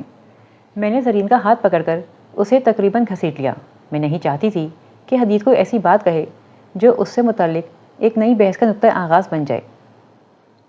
ویری گڈ، تم نے کافی ترقی کی ہے۔ زرین نے تحسین آمیز نظروں سے میری جانب دیکھا۔ لڑکا تو تم پر بالکل ہی لٹو ہو گیا ہے۔ فخر سے میری گردن تن گئی۔ اب میری فرینڈز کم از کم مجھے یہ طعنہ تو نہیں دے سکتی تھیں کہ مجھے ہر وقت سہاروں کی ضرورت رہتی ہے اور میں خود سے کوئی کام نہیں کر سکتی۔ ویسے اس بات کا مجھے بخوبی احساس تھا کہ حدید کو اپنی جانب میں نے ملتفت نہیں کیا تھا۔ مجھے چارہ ڈالنے کی ضرورت ہی پیش نہیں آئی تھی، کیونکہ وہ خود ہی میری جانب کھنچتا آیا تھا۔ اس لیے یہ میرا کمال نہیں تھا۔ بہرحال سہیلیوں پر روب ڈالنے والا میرا مقصد پورا ہو رہا تھا، تو مجھے زیادہ سر کھپانے کی کیا ضرورت تھی؟ بارش میں پھرنے اور آئس کریم کھا لینے کے بعد رات سے ہی مجھے احساس ہو رہا تھا کہ میرا گلا خراب ہونے والا ہے، لیکن کلاس میں وقفے وقفے سے آنے والی چھینکوں نے مجھے بالکل ہی بےحال کر دیا۔ ساری کلاس میری وجہ سے ڈسٹرب ہو رہی تھی، اس لیے میں نے وہاں سے اٹھ جانا ہی بہتر سمجھا۔ کامن روم میں فائنل ایئر کے چند اسٹوڈنٹس بیٹھے گپے لگا رہے تھے۔ میں ان سے الگ کونے میں پڑی کرسی پر بیٹھ گئی۔ ہر چیز انتہائی بور لگ رہی تھی، جب اچانک حدید کمرے میں داخل ہوا۔ ادھر ادھر نگاہ دوڑاتے ہوئے اس کی نظریں مجھ پر پڑیں تو وہ میری طرف ہی چلا آیا۔ اب کیسی ہے طبیعت؟ اس نے تشویش سے پوچھا۔ ٹھیک ہوں، لیکن میری بات کی نفی متواتر آنے والی 4 چھینکوں نے کر دی تھی۔ اسے ٹھیک ہونا کہا جاتا ہے؟ وہ ناراضگی سے بولا۔ نہیں ہوں تو ٹھیک ہو جاؤں گی، میں ہنسی۔ اپنی ہی غلطی تھی، سزا تو بھگتنی ہوگی۔ شکر ہے تم نے مانا کہ تم غلطی بھی کر سکتی ہو۔ وہ میرے سامنے والی کرسی پر بیٹھ گیا۔ بائی دا وے، غلطی کیا تھی؟ کل بارش میں لانگ ڈرائیو پر یلو پارک چلے گئے تھے، واپسی پر آئس کریم کھا لی، بس اتنی سی بات تھی۔ میں پھر ہنسی۔ میرا خیال ہے چائے پینی چاہیے گرم گرم۔ ہاؤ سویٹ، کتنی اچھی بات کی تم نے۔ ابھی ہم گرم گرم چائے اور سموسوں سے لطف اندوز ہو ہی رہے تھے کہ کامن روم کے دروازے میں دمی اور شیری نمودار ہوئے۔ ہائے، میں نے ہاتھ ہلا کر انہیں اپنی طرف متوجہ کیا۔ مجھے دیکھ کر وہ یہیں چلے آئے۔ ہیلو ایوری بڈی، شیری نے ہم دونوں کو وش کیا۔ حدید نے بہت گہری نظروں سے دونوں کا جائزہ لیا۔ دونوں بورن ٹو کل قسم کا حلیہ بنائے ہوئے تھے۔ دمی نے بلیک پتلون اور گہری لیمن کلر کی کھلی اور بڑی سی سویٹر پہن رکھی تھی، جبکہ شیری نے سیاہ پتلون کے ساتھ گہری نیلی بڑی سی سویٹر پہنی ہوئی تھی۔ کپڑوں پر لگی خوشبو سے سارا کامن روم مہکنے لگا تھا۔ دونوں کے ہاتھوں میں کڑے، گلے میں چین اور گریبانوں میں گلاسز لگے ہوئے تھے۔ کیلون کلائن کے آئل سے سر کے تمام بال پیچھے کیے ہوئے تھے، جن کی ایک لٹ بے پرواہی سے ماتھے پر پڑی تھی۔ چہرہ اتنا کلین شیو جیسے کسی بال نے آج تک وہاں کا رخ ہی نہ کیا ہو، ویسٹ کے جدید فیشن کے عین مطابق۔ دوسری جانب حدید تھا، رف ٹف سی جینس اور شرٹ میں ملبوس 6 فٹ کا حدید، 5 o'clock شیو کے ساتھ۔ اس کی شربتی آنکھیں مسکرا رہی تھیں۔ دمی اور شیری پر مجھے ایک دم ہی غصہ آ گیا تھا۔ یہ لڑکے ہیں، لڑکیوں سے زیادہ نفاست پسند، خود کو سواڑے سجانے والے محض شو پیس۔ بیٹھو، میں نے بیزاری سے کہا۔ میرا سارا جوش و خروش صابن کے جھاگ کی طرح بیٹھ چکا تھا۔ یہ حدید ہے، میرا کلاس فیلو۔ اور حدید، یہ ندیم ہے میرا بھائی، اور یہ میرا first cousin Shahryar. Nice to meet you. Hadid نے اپنا ہاتھ آگے بڑھایا، لیکن اس کی آنکھوں سے پتہ چل رہا تھا کہ اسے ان سے مل کر کوئی خوشی نہیں ہوئی۔ دمی اور شیری نے تو اس سے ملتے ہوئے اتنی سی گرم جوشی کا مظاہرہ بھی نہیں کیا تھا۔ وہ یوں بھی اس وقت تک گرم جوشی کا مظاہرہ نہیں کرتے تھے جب تک انہیں مخاطب کے باپ کا گریڈ اور زمینوں کے مربع کے رقبے کے متعلق علم نہیں ہو جاتا تھا۔ چلو کلاس ہونے والی ہے، میں نے گھڑی دیکھتے ہوئے کہا۔ میں صرف وہاں سے اٹھنا چاہتی تھی، ورنہ کلاس شروع ہونے میں ابھی 15 منٹ باقی تھے۔ forget about the class، شیری نے بیزاری سے کہا۔ ہم تم چاروں کو لینے آئے ہیں، موسم اتنا اچھا ہے، کہیں گھومنے چلتے ہیں۔ نہیں، ہم نہیں جا سکتے، میں نے تیزی سے کہا۔ کلاس بہت اہم ہے۔ کتنی اہم ہے کلاس؟ شیری بولا۔ اتنا پڑھ پڑھا کر ڈگری ہی ملے گی نا، تو وہ تو پڑھے بغیر بھی مل سکتی ہے۔ تم کب سے اتنی پڑھاکو ہو گئی ہو؟ دمی نے کہا۔ نہ یونیورسٹی کہیں بھاگی جا رہی ہے اور نہ کلاس، البتہ کل تک یہ موسم نہیں رہے گا، شیری نے اضافہ کیا۔ میں نے کہا نا کہ نہیں جانا، میں سختی سے بولی۔ میری طبیعت ٹھیک نہیں ہے، میں مزید اس بارش سے لطف اندوز نہیں ہو سکتی۔ بہت بور ہو بھائی تم، دمی بولا۔ چلو شیری، ہم چلیں۔ اور وہ دونوں بائی کر کے باہر نکل گئے۔ اور اس رات جب میں بستر پر سونے کے لیے لیٹی تو مجھے احساس ہوا کہ میری سوچ میں واضح تبدیلی آتی جا رہی ہے۔ آج سے پہلے مجھے دمی اور شیری یا اس حلیہ کا کوئی بھی لڑکا دیکھ کے وہ احساس نہیں ہوا تھا جو آج حدید کی موجودگی میں ہوا تھا۔ ہمیشہ ان کے ساتھ لانگ ڈرائیو اور تفریقوں میں بہت پسند کرتی تھی، لیکن آج میں نے صاف انکار کر دیا تھا۔ بعد میں زرین، عرصہ اور نتاشا نے مجھے ڈانٹا بھی کہ میں نے انکار کیوں کیا۔ میں کیا بتاتی کہ آج ان دونوں کو دیکھ کر مجھے کیا محسوس ہوا، یا پھر یہ حدید کی موجودگی کا اثر تھا، اس کی مضبوط شخصیت کا اثر تھا کہ اس کے مقابلے میں دمی اور شیری مجھے بالکل ہی بونے نظر آئے، اور پھر یہ دونوں ہی میرے ذہن سے محو ہو گئے۔ وہاں صرف ایک شخص رہ گیا، حدید، اپنی مسکراتی ہوئی شربتی آنکھوں کے ساتھ۔ اگلی چند شامیں ہم چاروں سہیلیوں نے الحمرا میں منعقد ہونے والے ہفتہ موسیقی کے تحت پروگراموں کو دیکھتے سنتے گزاریں۔ ڈپارٹمنٹ ان دنوں بور ہو رہا تھا۔ حدید یا تو آتا نہیں تھا یا پھر ایسے وقت آتا جب میں کلاس میں ہوتی، اس لیے اس سے ہیلو ہائی سے زیادہ بات چیت نہیں ہو سکی۔ آج لوک موسیقی کے پروگرام میں پٹھانے خان کی سانو لگ گئی بے اختیاری سنتے ہوئے واہ واہ کی آواز سن کر میں چونک گئی۔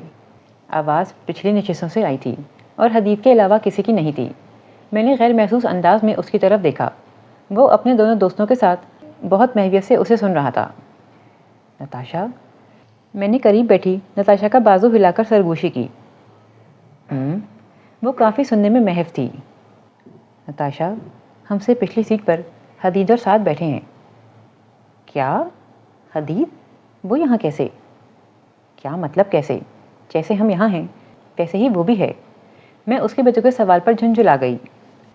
تمہیں اسے زیادہ لفٹ کروانے کی ضرورت نہیں ہے. تم نے ذرا سی بات کی تو وہ پھر کچھ نہ کچھ اٹپٹانگ بات کر کے تمہارا موڈ بگاڑ دے گا. تو پھر میں کیا کروں؟ کتنی بے وقوف ہو وردہ. سیدھی سی بات ہے، یوں پوز کرو جیسے اسے دیکھا ہی نہیں. اور اگر وہ مجھ سے کوئی بات کرے تو اپنی عقل سے کام لینا. اس نے جھنجھلا کر کہا. پھر پروگرام تو کیا سننا تھا. سارا وقت یہی دعا مانگتے گزر گیا کہ اول تو حدید مجھے دیکھے ہی نہیں، اور اگر دیکھ لے تو کوئی ایسی بات نہ کہے جس سے میرا موڈ آف ہو. شاید قبولیت کی گھڑی تھی کہ حدید نے ایک مرتبہ بھی مجھے مخاطب نہیں کیا. یقیناً اس نے مجھے دیکھا ہی نہیں تھا، ورنہ یہ کیسے ممکن تھا کہ وہ مجھ سے بات نہ کرتا. لیکن یہ محض میری خوش فہمی تھی، کیونکہ اگلے دن ڈپارٹمنٹ میں جب ہم معمول کی رسمی بات چیت کر رہے تھے تو اس نے بالکل اچانک کہا، ویسے تم جیسے اسنوبش لوگوں کے ساتھ یہ کوئی حیران کن واقعہ تو ہے نہیں، لیکن لوک موسیقی کے پروگرام میں بھی تم لوگوں کو موجود دیکھ کر واقعی حیرت ہوئی. اس میں حیرت کی کیا بات ہے؟ زرین نے تیکھے لہجے میں پوچھا. حیرت یہ ہے کہ تم لوگ محض اسنوبری اور رومانس کی خاطر وہ چیز بھی دیکھنے سننے پر مجبور ہو جس سے تمہیں بال برابر بھی دلچسپی نہیں. وہ بولا. اب تو مجھے یقین ہو چلا ہے کہ تم لوگ کلاسیکی موسیقی اور قوالیوں کے پروگرام میں بھی موجود ہوگے. تم کیسے کہہ سکتے ہو کہ ہمیں لوک موسیقی سے دلچسپی نہیں؟ نتاشا بھی میدان جنگ میں کود پڑی. صاف پتہ چلتا ہے. پہلے تم چاروں کو میں نے فیض امن میلے میں ان غزلوں اور نظموں کو بھی سراہتے دیکھا جو تمہارے فیوڈل مزاج کے بالکل خلاف تھیں. تم خواہ مخواہ کی بات کر رہے ہو. ہمارے مزاج کے متعلق تم کیا جانتے ہو؟ ہم نے نظمیں غزلیں پسند کیں تو ان کی تعریف کی نا. حیرت ہے، تم نے تو اس کی بھی تعریف کی تھی. جب کبھی بکتا ہے بازار میں مستور کا گوشت، شاہراہوں پہ غریبوں کا لہو بہتا ہے، آگ سی سینے میں رہ کے ابلتی ہے نہ پوچھ، اپنے دل پر مجھے قابو ہی نہیں رہتا ہے. حدید نے کہا. کیا واقعی یہ سب دیکھ کر تمہیں اپنے دل پر قابو نہیں رہتا؟ اب کہ عبید بولا. انسانوں کو تکلیف میں دیکھ کر کس کا دل نہیں دکھتا؟ اوکے، مان لیتا ہوں کہ تمہارا نازک سا دل بے حال لوگوں کو دیکھ کر دکھ جاتا ہے. حدید نے کہا لگایا. اور یہ بھی مان لیتا ہوں کہ فاسٹ فوڈ اور پاپ میوزک کے دیوانے شام غزل سے بھی لطف اندوز ہو سکتے ہیں. تم خود کو بڑا اسکالر سمجھتے ہو. زرین تل ملائی. ارے نہیں، ہم مزدور اور کسان اسکالر بننے کی جرت کیسے کر سکتے ہیں؟ حدید بولا.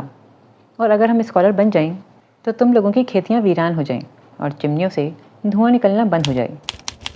بھوکے ننگے دو حرف پڑ جائیں تو یہی ہوتا ہے، یوں ہی اپنی اوقات بھول جاتے ہیں. عرصہ نے نخوت سے کہا اور وہاں سے اٹھ کھڑی ہوئی. اس کے ساتھ غصے میں بھری زرین اور نتاشا بھی چلی گئیں. آئی ایم سوری حدید، میں شرمندگی سے بولی.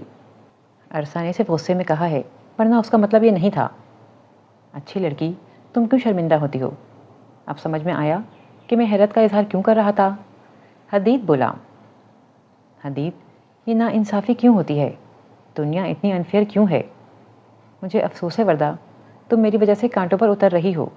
میں جانتا ہوں کہ یہ نا انصافی ختم کرنا میرے بس سے باہر ہے، لیکن محض اس لیے میں اپنے قدم پیچھے نہیں ہٹا سکتا.